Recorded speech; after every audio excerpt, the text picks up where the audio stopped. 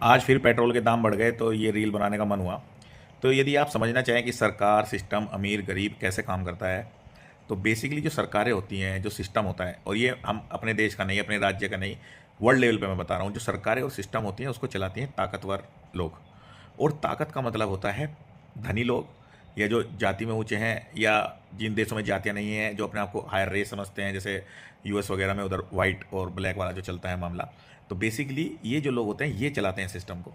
और ताकतवर लोग नंबर में हमेशा कम होते हैं, क्योंकि हकीकत ये है कि यदि सबके पास बराबर ताकत हो गई तो फिर आप कैसे बोलोगे कि ये आदमी ताकतवर है ना। तो हमेशा हायर कास्ट के लोग कम होंगे, रिच लोग कम होंगे, समाज में ताकतवर लोग कम होंगे, क्योंकि यदि सबके पास वो हो गई तो फिर वो तो डिस्टिंक्शन ही खत्म हो गया ना।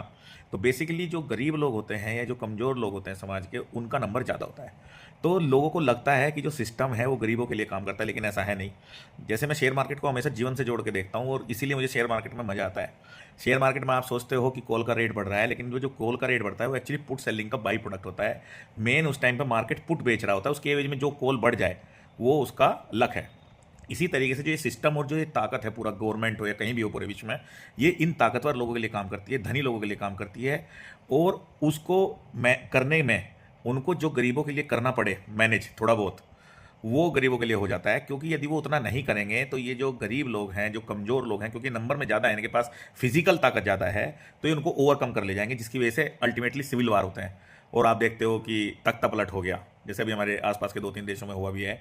या आप कभी देखते हैं कि चुनाव में एकदम एक्सट्रीम रिजल्ट आ गया कि एक कोई नई पार्टी आई और खट से जो है सत्ता में आ गई। तो बेसिकली अब मान लिया आपको अमीरों को यदि 10 लाख करोड़ देना है, तो आपको गरीबों पे भी 10-20 हज़ार करोड़ का कुछ खर्च करना पड़ेगा, ताकि उनको लगे कि सरकार आपके लिए काम कर रही है। लेकिन अल्टीमेटली ये जो सिस्टम है ना, ये काम करता है ताकतवर लोगों के लिए ही। तो मैं कहने का बात का लबोलबाब ये है कि अपने आप को राजनीति में इतना ज़्यादा इन्वॉल्व ना करें कि आप अपने ही जीवन का लक्ष्य भूल जाएं, नहीं तो आप कुछ कर नहीं पाओगे, आपकी तो वहीं कट जाएगी।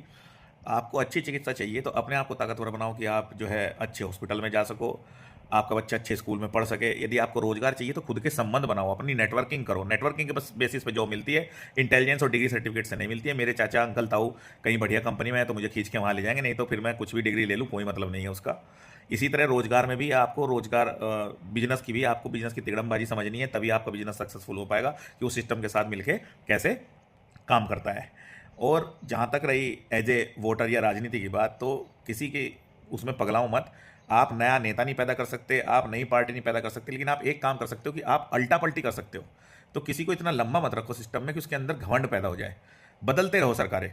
भाई नया चीज़ नहीं ला सकते तो एटलीस्ट जो पुरानी है उसी को बदलते रहो, बजाय कहने के कि वो एकदम खराबी हो गई। क्योंकि जब आप बदलते हो ना तो दोनों तरफ डर बना रहता है कि आप कभी भी पलटे जा सकते हो। तो